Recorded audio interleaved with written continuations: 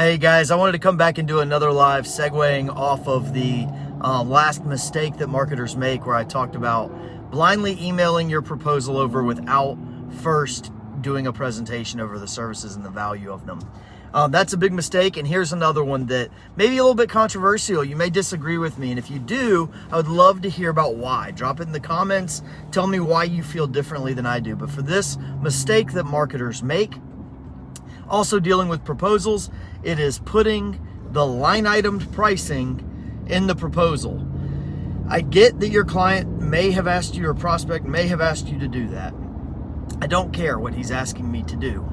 I am going to provide a business solution.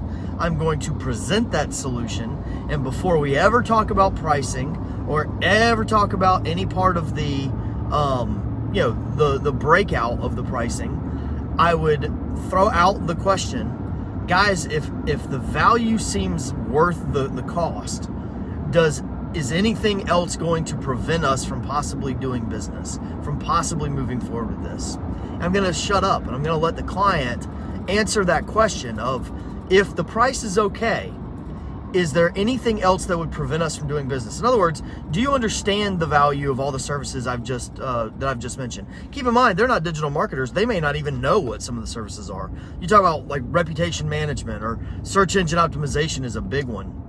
When you start talking about the difference in local and organic, they don't know what these terms mean. So if you don't give them the opportunity to raise those questions and objections, of course the price is going to seem high because they don't really understand what you're talking about.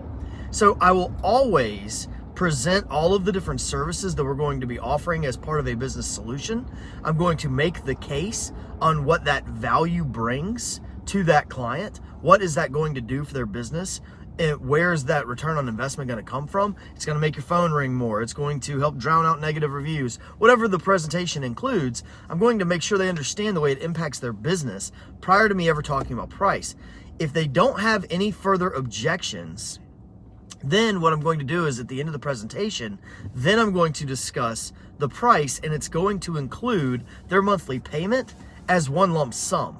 And I may include like good, better, best, but it will come as time frames. So I might do like 3 months, 6 month, 12 month. And if they go with one of the longer packages, they get a better savings.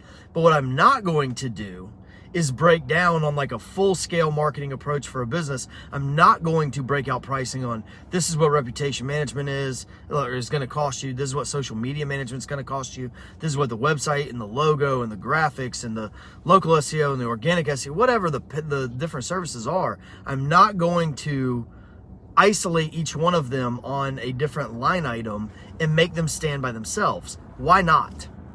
Well, I'm not going to do it because I am not going to be treated like I'm running a flea market.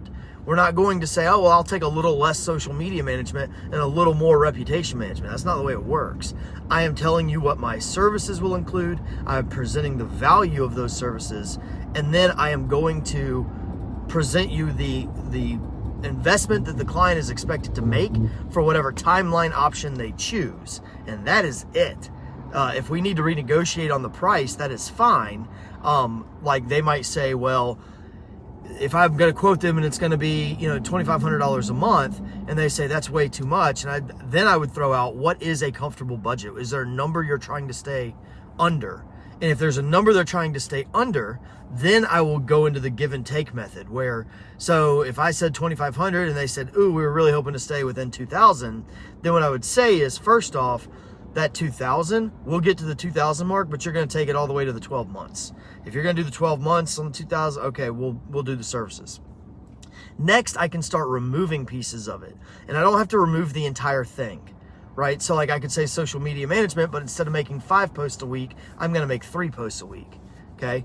You can start in that give and take once you've had the conversation with them to establish the value, understand what the objections are, figure out a way to meet the requirement to satisfy those objections, and then you can adjust as needed. But I'm not going to line item out my individual services and their costs, even if they ask me to. That's just not something I do.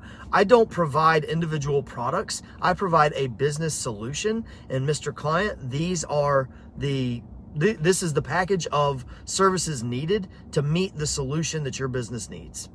Period. End of story. That's it, guys. That's the next mistake that marketers make dealing with proposals. Disagree with me? That's totally fine. If you do, I'd love to hear about why in the comments. Please feel free, and we'll get some healthy debate going. I love hearing why people might not agree with me and why you might do something differently. If you have a different tactic, let me know, guys. If not, set yourself up for success, and we will be back soon with more mistakes that marketers make. Have fun, guys.